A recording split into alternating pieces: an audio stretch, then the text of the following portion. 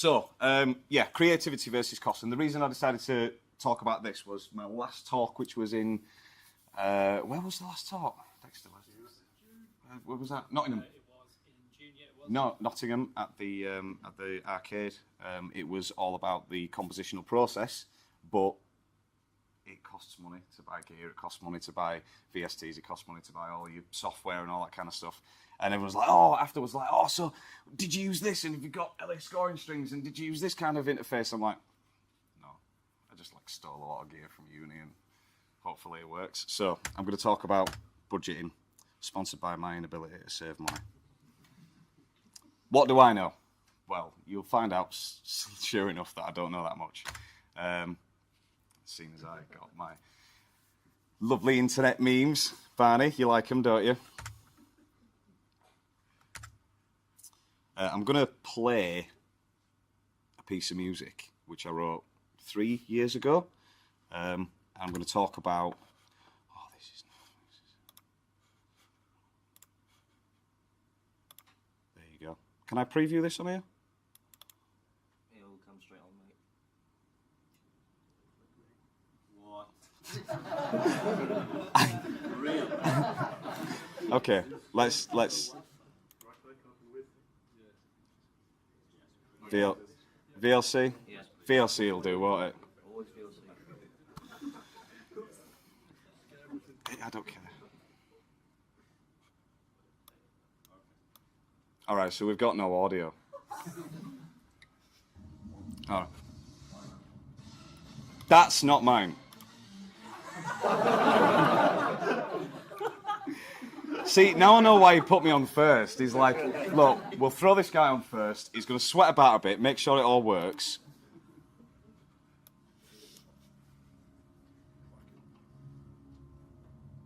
Right. That's just really quiet. There you go.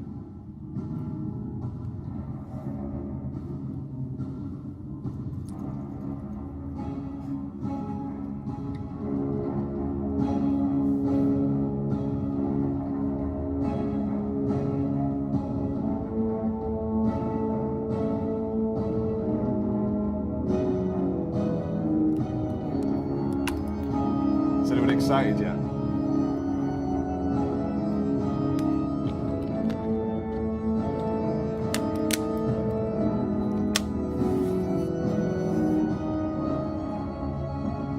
Right, I'm bored of that one already. Okay, so I wrote that on this little rig here, and all that is my two screens on Logic Pro 9 with a MacBook, and it sounds awful. Nobody needs to turn around and tell me that sounds good, unless it's Will. Will thinks it sounds good, don't you? But that's something I wrote about 4 years ago, and it sounded awful. And I still had a decent amount of kit. I still had a nice MacBook. I still had a couple of decent libraries, and I'll just break down what I actually had. MacBook Pro with 10.8.5, 16 gig of RAM.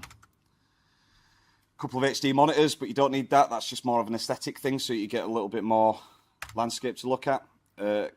Keyboard, 61ES M Audio. A couple of KRK rockets and some Sennheiser HD 448s for referencing. Contact 5, LA scoring strings, Storm Drum 2, and Logic 9 Pro.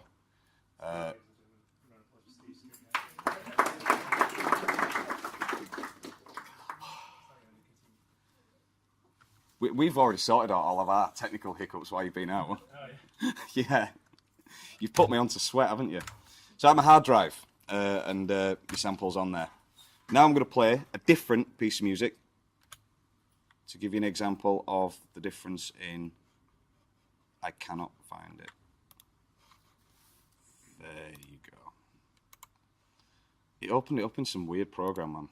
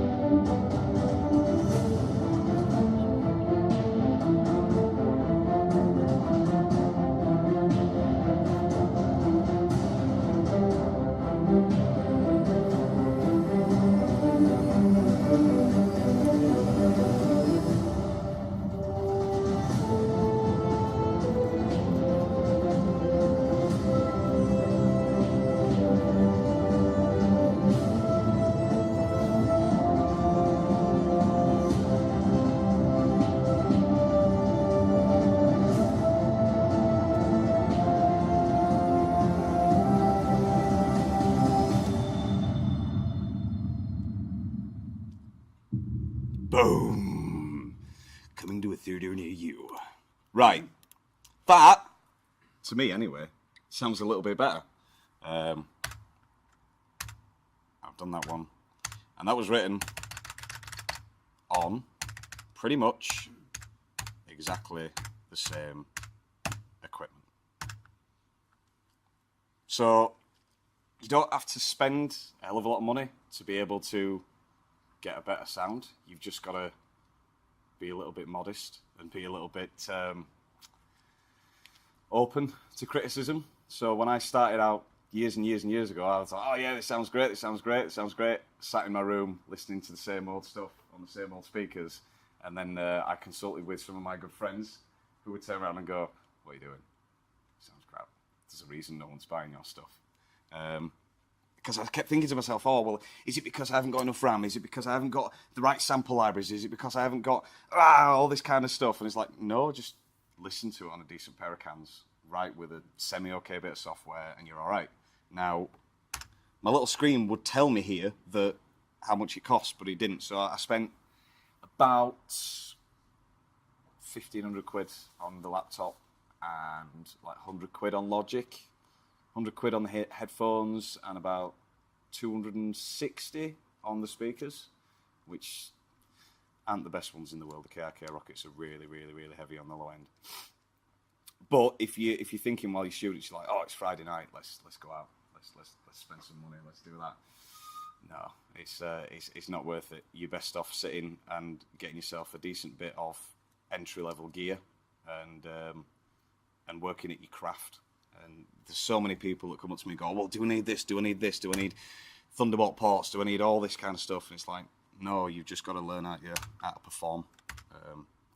I'm not going to play the third track because we've lost amount of money. So, many factors to consider. So let's just say you've got your basic setup. You've got yourself your MIDI keyboard, you've got yourself your computer, you've got yourself your monitors, you've got yourself your reference speakers, you've got a pair of cans, and you've got a decent sort of starter bit of software, which would be like Complete 11. That's all right, isn't it? Like Contact. Native Instruments, you can get a decent. Who's got Complete at all? Who's got Contact? Has anyone else got anything else that they use in terms of sample libraries and what have you, or software? Use a bit of East West, right? Okay. Play Engine. FL Studio. Yeah. Yeah. Okay. So whenever I'm working on a project nowadays, instead of thinking, oh, Soundine just brought out a new percussion software, I need it. I think the want versus need. So does your project need this? You know, if you're currently working on something, do you need that extra djembe drum set from wherever? And it's not just software, it's hardware as well. Does your client need this? So if you're working on something specifically, like Will was working recently on the documentary, wasn't you? That was based in Somaliland. Yeah. You could go for a sort of ethnic variety of percussion, things like that. Do you need this? Has your hard drive broken down? Is your monitor not working properly? Is one of your keys on your keyboard just sticking and it's not weighted enough? What is it? And do you want this? So need versus want. Now I want everything that Spitfire has. I want, nearly everything that Soundine has.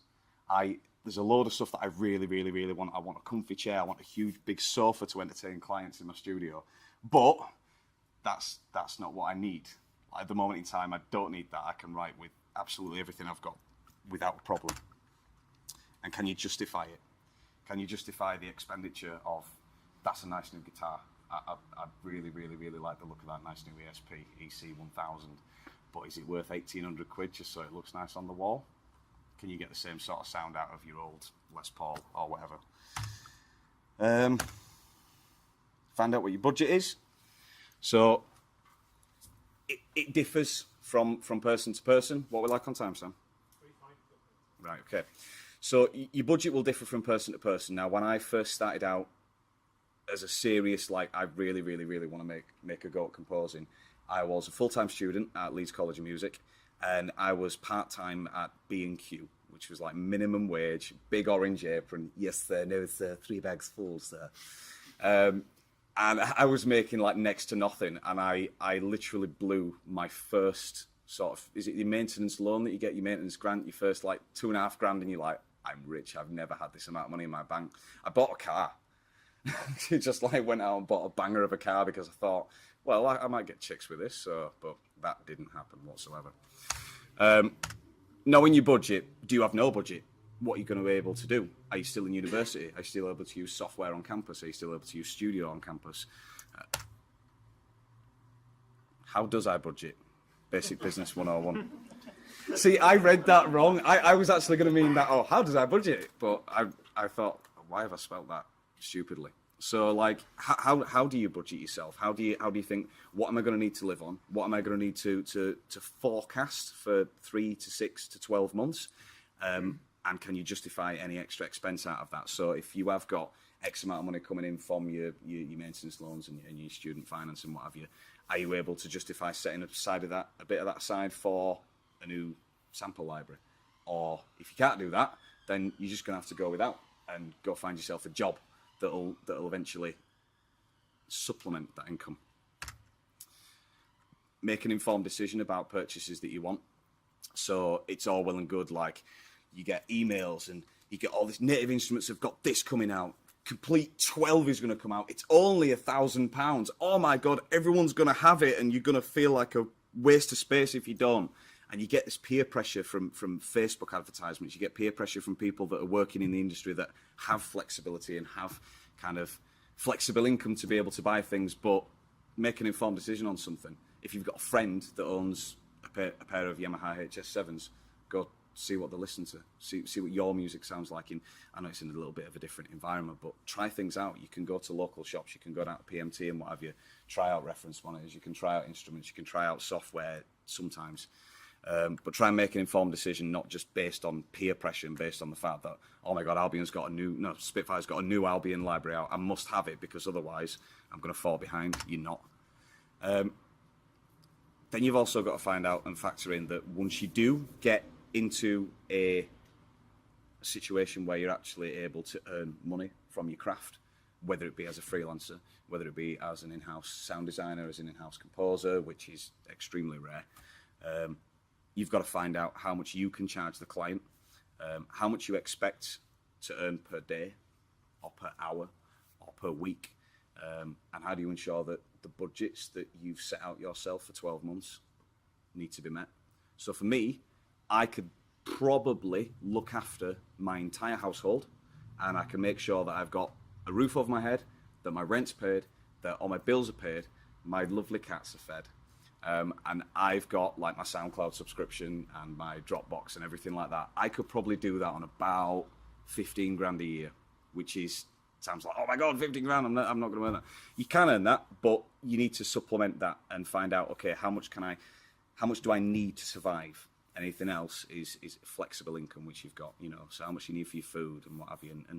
And these are the sort of fundamental components of getting out of university and going out into the real world and doing all that kind of stuff, because you soon realise that overdrafts don't last forever, and the bank comes knocking on the door when you've got rid of your student graduate account.